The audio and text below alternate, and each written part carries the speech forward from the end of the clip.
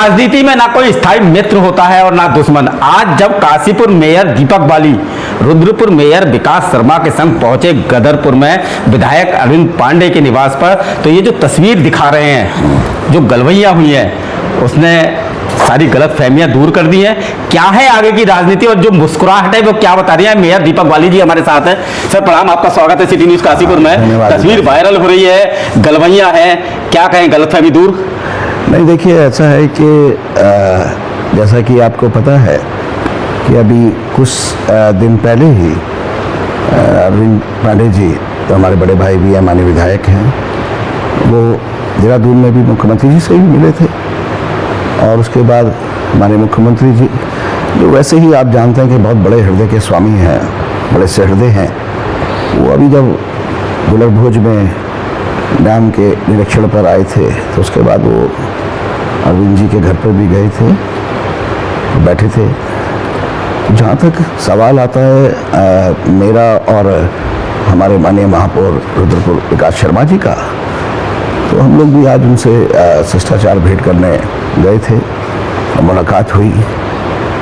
तो कई बार चीज़ें जो हैं वो परिवार के जो सगे भाई हैं उनके बीच में भी कुछ गलतफहमियां हो जाती हैं, तो समय के साथ दूर भी हो जाती हैं। तो क्या माना जाए, तलखियां अब जो है मोहब्बत में बदल गई है? नहीं, देखिए ऐसा है, भारतीय जनता पार्टी की सरकार है, जिसके मुखिया हमारे मुख्यमंत्री श्री पुष्कर सिंह धामी जी हैं, और जिस तरीके से अनवरत विकास हो रहा है, तो मुझे लगता है कि आज जो प्रदेश के अंदर चारों तरफ जिस तरीके की विकास की गंगा बह रही है, तो उसमें ये जो छोटी छोटी गलतफहमियां या आपके शब्दों में तलखी कह लीजिए, इसके होने से, पैदा होने से कहीं ना कहीं डेवलपमेंट पर, कहीं ना कहीं विकास की जो गंगा है उसमें रुकावट आती है। तो निजी हितों को साइड में रखकर प्रदेश के हित में, अपने क्षेत्र के हित में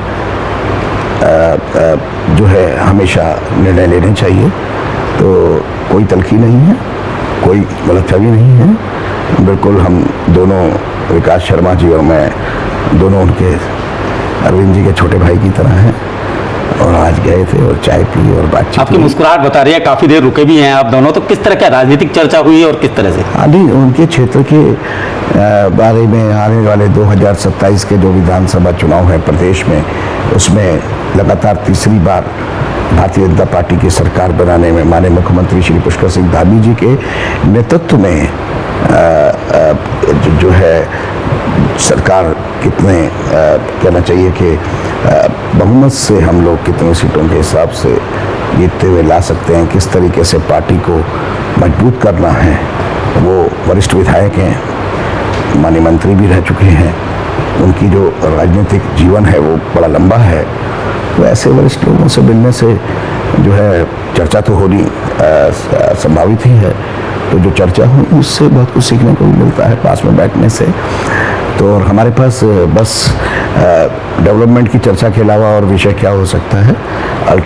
अंततः लास्ट में यही होता है कि जब 2027 में मुख्यमंत्री श्री पुष्कर सिंह धामी जी के नेतृत्व में तीसरी बार भाजपा की सरकार बनेगी, तो जो प्रदेश के अंदर जो विकास की गंगा बह रही है उसमें और तेजी आएगी। अरविंद पांडे जी से आपके व्यक्तिगत संबंध पुराने रहे हैं, ऐसे में जो तस्वीर है जिसमें दोनों गलवैया कर रहे हैं, तो उसके बाद किस तरह से?